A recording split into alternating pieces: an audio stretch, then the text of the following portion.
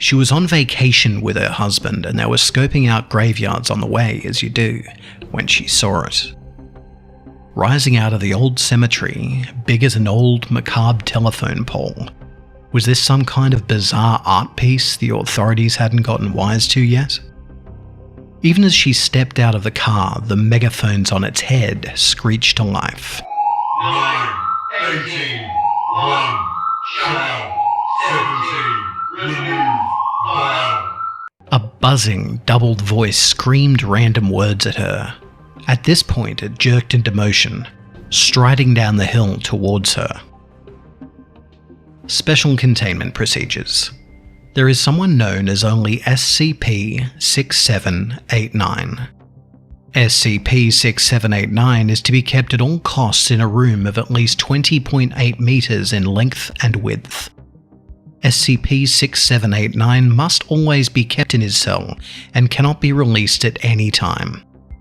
If occurrence of a breach in the facility happens, the cell of SCP-6789 has to be protected. No one must ever have access to the creature's cell, even if it may cost you your life. This creature is known as Siren Head. He is an urban legend creature, mainly known for his odd appearance. Siren Head is a 40-foot tall, skinny humanoid creature with 2 sirens as its head. The creature's arms extend all the way down to the floor, with its fingertips reaching the ends of its legs. Its neck is covered with wires extending upwards towards its head. The wires connect to 2 megaphones pointing in the opposite direction. This is Siren Head. Siren Head seems to be able to communicate using radio broadcasts, being able to pick up signals from various places, and even unknown dates with certain phrases to set up a dialogue, and also imitating nuclear invasion alarms and so on. Therefore, Siren Head can control the audio of the transmission as much as it wants, and may even cause immediate death or even coma. Its appearance seems to be well malnourished and of an obscure coloration, as if burned, very well by its smell of burnt flesh. It is also theorized that Siren Head can make a false alarm of nuclear war, and end up creating one. The first depiction of Siren Head was at a graveyard, where a photograph of Siren Head standing in the middle of graves appeared.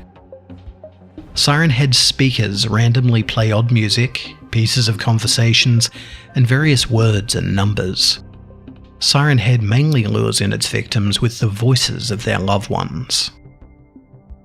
As expected, Siren Head is very hostile and dangerous. Siren Head is mainly located in rural towns and wooded areas. The victims of Siren Head are lost travelers, hikers, and even little children. If the sounds of someone in distress are heard, it can be a method of Siren Head trying to lure the victims into the woods.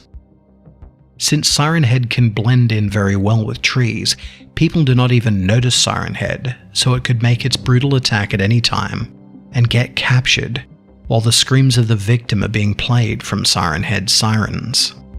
Siren Head was then discovered around the Himalayan mountains in 1986, shortly after reporting high siren alerts and unusual sounds playing from the radio. Rumours started to form of what it could be.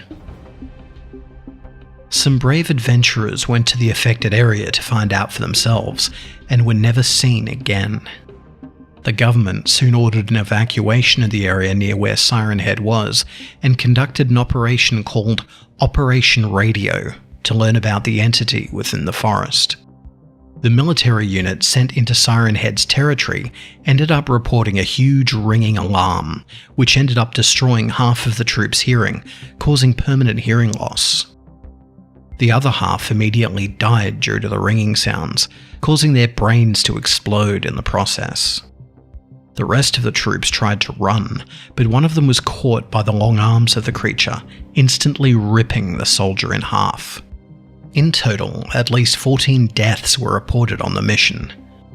The area has since been closed off to the world, with a no-fly zone and entry within a 10-mile radius.